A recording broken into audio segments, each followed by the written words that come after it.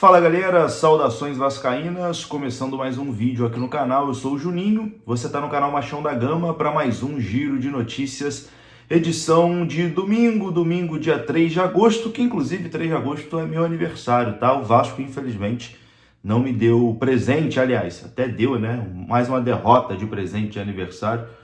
Enfim, a gente vai conversar aqui sobre a situação do nosso gigante da colina. Tem bastante coisa aqui para a gente falar, principalmente em relação à classificação, né, do Campeonato Brasileiro. A gente vai escutar também o treinador Fernando Diniz, né, falando sobre a partida de ontem. Enfim, um momento muito delicado, né, do nosso Vasco da Gama. Mais um, infelizmente. Vamos lá, vamos conversar sobre o nosso Vascão depois da vinheta. Antes da vinheta eu conto com você, deixando aquele like. Eu sei que você está chateado com o Vasco, eu também tô. Deixa o like pelo meu aniversário, como se estivesse me dando parabéns. Tamo junto? Deixa o like, se inscreva aqui no canal se você não for inscrito e rodou a vinheta.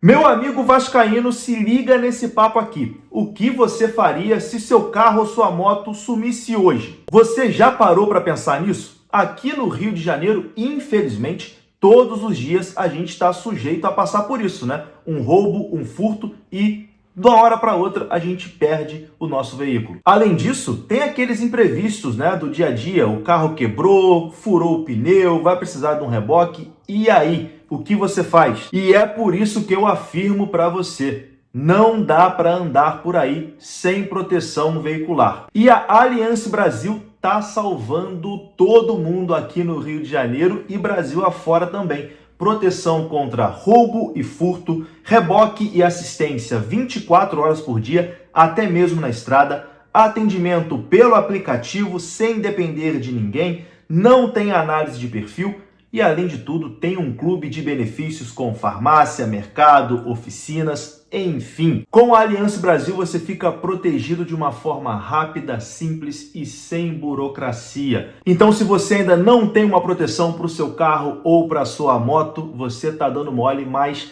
vai parar de dar mole agora, vai parar de andar por aí desprotegido, que é só vir no link que está aqui na descrição e fazer a sua cotação. Pode chamar lá sem responsabilidade para saber se cabe no seu bolso. E fala que veio aqui através do Juninho, através do nosso canal, que você vai ser muito bem atendido, beleza? Allianz Brasil, nossa parceira, e você não vai ficar dando mole aí, né, de andar sem proteção.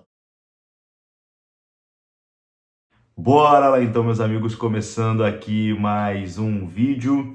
Ontem o Vasco foi derrotado, né, pela equipe do Mirassol 3-2 numa partida inacreditável, né? É impressionante como o Vasco consegue doar para os adversários as vitórias, né? O time adversário não precisa nem se esforçar para ganhar do Vasco, porque o Vasco entrega os resultados. Ontem o Vasco entregou 3 gols para a equipe do Mirassol. Aí fica complicado. Primeiro entregou 2, né? O Mirassol abriu 2-0, aí parecia até que, ó, a vaca foi pro brejo. Mas o Vasco foi buscar. O Vasco buscou o empate, fez o mais difícil, né? Reagir, buscar o empate, buscou o 2-2. Mas depois conseguiu entregar o terceiro gol e acabou sendo derrotado por 3-2 lá em Mirassol. Uma partida muito ruim do goleiro Daniel Fusato, né? Falhou, inclusive, no primeiro gol da equipe do Mirassol, depois se mostrou inseguro em alguns lances. Um cartão de visita muito ruim do goleiro reserva do Vasco da Gama. Mais uma partida ruim da dupla de zaga do Vasco, né? Maurício Lemos e João Vitor. Quando um não falha, o outro falha. Enfim, comprometeram mais uma vez o resultado. Enfim, é uma partida bem abaixo. De positivo, Verratti voltou a marcar e também de positivo, Puma Rodrigues, um gol e uma assistência no jogo de ontem. Bem, meus amigos, o Vasco está na 16ª colocação do Campeonato Brasileiro, após os jogos de ontem, né, da rodada 18. O Vasco pode entrar na zona do rebaixamento, porque pode ser ultrapassado por Santos ou Fortaleza. Se o Fortaleza vencer, ele passa o Vasco. Se o Santos empatar, ele passa o Vasco. O Fortaleza joga hoje contra o Corinthians lá em Itaquera. A tendência é que não vença, né? Claro, futebol tudo pode acontecer, mas a tendência é que não vença.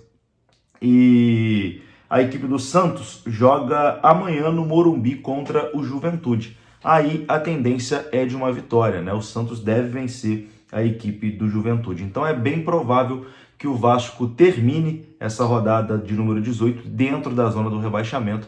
E aí, meu amigo, a pressão vai ficar ainda maior em cima do Vasco. Quando o Vasco entra aí na zona, a pressão é ainda maior em cima do Vasco por conta do histórico recente, né, que o Vasco tem de acumular, infelizmente, rebaixamento. Enfim, tem que reforçar, né? Eu acho que já está claro que com esse time não vai ser o suficiente para escapar ali da zona do rebaixamento. Ao contrário do que disse o presidente Pedrinho, que o elenco é bom, que o elenco é top 8, não é.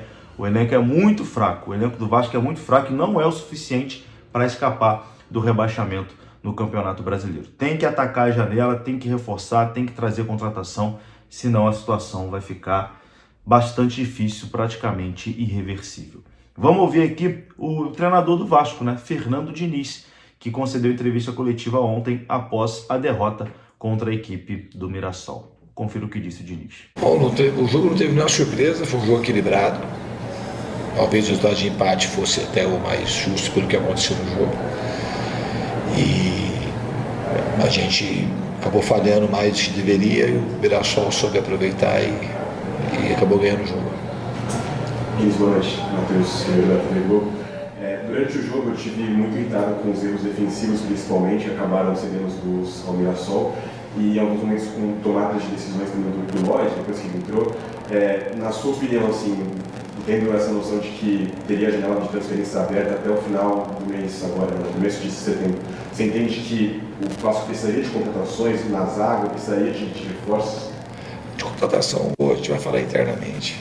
A gente tem falado, o discurso é o mesmo, a pergunta é repetida. Então, vamos falar mais uma vez. Os recursos financeiros eles são escassos no Vasco, eu já sabia disso quando eu vim para cá.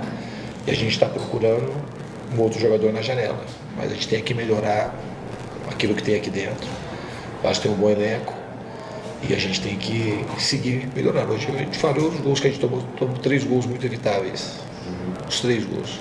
A gente empatou o jogo, tivemos mais 2 chances para fazer o 3-2 antes do Mirassol, a gente não fez. Depois a gente teve mais uma falha e acabou perdendo o jogo. No caso, hoje o Vasco, a gente tinha comentado antes do jogo que vinha criando muitas chances nos últimos jogos, acabava não conseguindo concluir em gol. E hoje mostra o poder de reação e depois de perder por 2-0, consegue buscar um empate, mas ainda assim sofre mais um erro defensivo. Quanto que esses erros, esses pequenos detalhes também influenciam, acho, no psicológico da equipe, na sua opinião, assim, de conseguir buscar um placar adverso num contexto complicado para vocês, mas ainda assim saindo daqui sem pontuar? Psicologicamente, não tem o que falar. A equipe tomou 2 gols, reagiu, fez 2 gols e podia ter feito o terceiro antes do Mirassol. O problema não foi psicológico hoje, não tem nada a ver com psicológico. E não tem que abalar nada, mas tem que ser forte e buscar resultado. Não tem nada vai abalar o que? O psicológico. Porque, tem que parar de errar e fazer o que a gente tem que fazer, começar a ganhar jogo. Sim. Esse papo agora, claro que vocês comentam muito que o que acontece no vestiário fica no vestiário, mas qual foi o tom de conversa que vocês tiveram agora depois do jogo? Eu vi os jogadores realmente, alguns sendo bem cabisbaixos, enfim, pelo resultado que vocês tiveram hoje, mas sabendo também que o Vasco tem um jogo importante no meio de semana contra o CSA, decisivo, qual que foi o tom de conversa de vocês e o quanto que esse jogo também pode mudar um pouco da perspectiva do Vasco no restante da temporada? O tom da conversa, todo mundo tem que sair com a cabeça cabisbaixo, todo mundo está triste, alguns com raiva, é o que tem que sentir depois de perder o jogo, de perder. E ainda mais de perder o jogo da maneira como a gente perdeu. Então, eu não tenho que ser cabisbaixo mesmo. E o próximo jogo a gente tem que se refazer rapidamente, fazer as coisas direito, para poder a gente conseguir a classificação na quinta-feira, que é um jogo decisivo para nós. Tem algo que você enxergou hoje no Vasco que te agradou mais, assim, que o time pode repetir nos próximos jogos? Eu acho que a primeira coisa é o poder de superação. Ele fez 2 gols e, repito, a gente conseguiu criar. Jogou hoje o Mirassol, se pegar de 9 rodadas para cá, é o time que tem mais pontos no Campeonato Brasileiro, então a gente sabia que vinha num momento importante. A gente finalizou mais que eles, teve mais posse que eles, embora o jogo tivesse equilibrado, mais bola no gol, a gente teve chance de ganhar o jogo, era um jogo importante para ganhar. Eles vivem um momento do Mirassol, um momento melhor que o do Vasco. Se a gente estivesse vivendo um bom momento, muito provavelmente a gente teria vencido o jogo. A gente tem que saber se fortalecer cada vez mais, melhorar a equipe, para a gente conseguir começar a vencer o quanto antes. Fechou? Tá aí, meus amigos, eu vou ficando por aqui, tá? Um grande abraço, saudações, até a próxima. Fui!